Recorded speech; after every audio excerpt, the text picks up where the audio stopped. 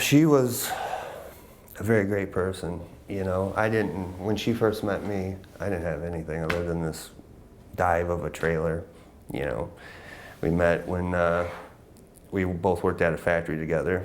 I grew the courage to ask her on a date after like 2 weeks of, you know, seeing her at work and seeing her walking home, and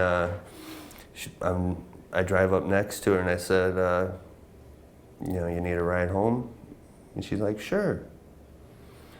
So she got in the car and we ended up driving like 20 feet. She lived right next to work, you know, and then we talked a little bit. She gave me her phone number, and then after that we were inseparable, you know.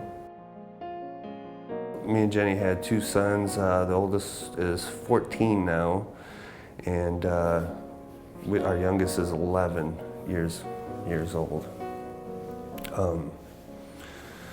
It's a shame, you know, my oldest son, he's got memories of his mother, you know, and Caleb does too, you know, but it's, you know, not as many since he's so young and since she basically started to break down after giving birth to him. Huntington's disease it's a nightmare of a disease. I consider it as a curse that was placed upon me and my family. It started off with her having really bad mucus, like she had to blow her nose a lot. And then later on, it started off her being really shaky, dropping things, breaking things. Then, you know, as things start progressing, slur of speech, you know, her attitude, you know, she's always a very positive sweetheart. And then as this disease goes, it makes you angry, which is totally justifiable. You can't even pick up a salt shaker to season your food. You know, you can't even feed yourself, you know.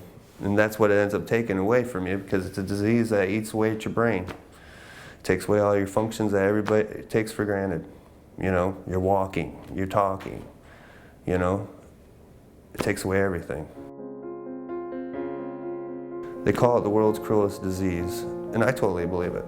I would rather me and both my children have AIDS than to have this. You know, you basically end up becoming a prisoner inside your mind. You can't even, towards the end, you can't even give a blink recognition. You know, how you doing today? And you can't even make a facial expression on how that is. You know, I mean, it's something I'll never get over. It's something, when I talk about it, when I think about it, it makes me sad, it makes me upset. And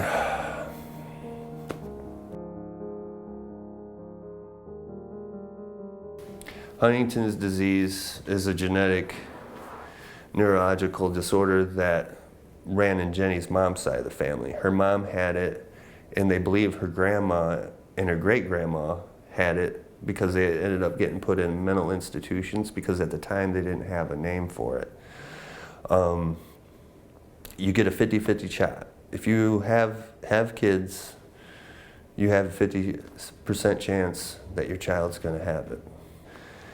When you have a wife that dies of this, and then you have 2 children before you find out that she has it, you know, it makes you, you know, really scared, you know, really terrified, you know.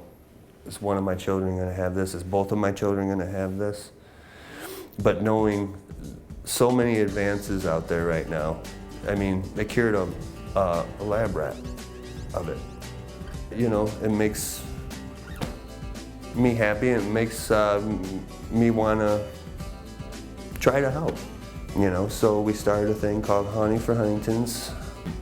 We have a donation, it's not a set price, and people that come in, we hand out flyers to raise awareness, and all donations go to hdsa.org. I start on it in March, and I work on it, like last year, I worked on it all the way to the very end of October. It's something that's always on my mind. You know, I want to do anything to get the word out. You know, I can't let the anger eat me up. I can't constantly be worrying about my children that are happy, healthy, right out there. Yeah. They're alive. They're in great shape. They're healthy. I want to, you know, they can find out before they have children. Because like I said, it's 50% chance, and when they get old enough, they can decide for themselves if they want to get tested and if they're going to have a family to get tested. Because that's very important. For something hereditary, and if you got a parent that's got this disease, you do not need to keep spreading it. We need to end this. So, yeah, I'm gonna go home, hug my kids, get their butts out to work in the yard, and we're gonna live, because I'm not gonna let something like this control my life, control my happiness, my family's happiness. I can't do it. What we can do is we can help. And we can help others.